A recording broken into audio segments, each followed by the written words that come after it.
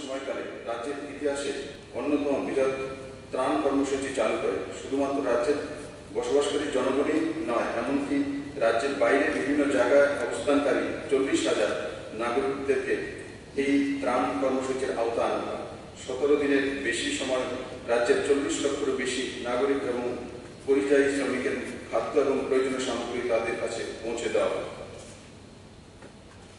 Lockdown চলাকালীন সময়ে রাজ্য সরকার ত্রাণ সম্বলিত বিষয়গুলি কার্যক্রম নিশ্চিত করেছে। প্রধানমন্ত্রী গরিব কল্যাণ যোজনা 8 মাস বিনামূল্যে রেশন খাদ্য, শস্য দানা, চানা, ন্যাশনাল ফুড সিকিউরিটি অ্যাক্ট ভুক্ত 5,79,000 পরিবারকে প্রদান করা হয়েছে। 12টি অ্যাসপিরেশনাল ব্লকের রেগার শ্রমিকদের আর্থিক সহায়তা প্রদান করা হয়েছে এবং 2 মাসের সামাজিক ভাতা একসাথে প্রদান করা হয়েছে।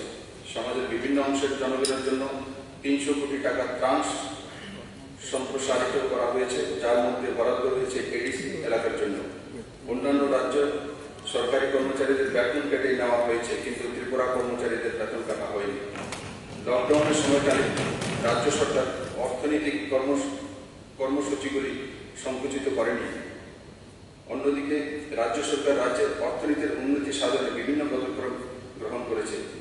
এমজিএন রেগার কাজ এখন পর্যন্ত পুরোদমে চলছে এবং আজ পর্যন্ত 1.97 কোটি শ্রম দিবসের সৃষ্টি হয়েছে, যাতে 522 কোটি টাকা ব্যয় হয়েছে এবং রেগার কার্ডধারী প্রত্যেক শ্রমিকদের গড়ে 36 দিনের কাজ প্রদান করা হয়েছে।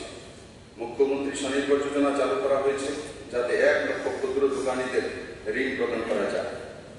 পরিবারগুলিকে আত্মনির্ভর করে গড়ে তোলার লক্ষ্যে মুখ্যমন্ত্রী স্বনির্ভর পরিবার যোজনা চালু করা হয়। শ্রীমন্তপুর অস্থায়ী জেটি নির্মাণ, জলপথে আকৌরা এবং শ্রীমন্তপুর চেকপোস্টে কার্গো ট্রায়াল রান, সাবরুমে অ্যাসিডের ভিত্তি স্থাপন, বাঁশের বোতল এবং বাঁশ করেলের বিস্কুট বাজারজাতকরণের মধ্যে দিয়ে এই ক্ষেত্রে রাজ্য সরকারের প্রচেষ্টা লক্ষ্য করা যাচ্ছে।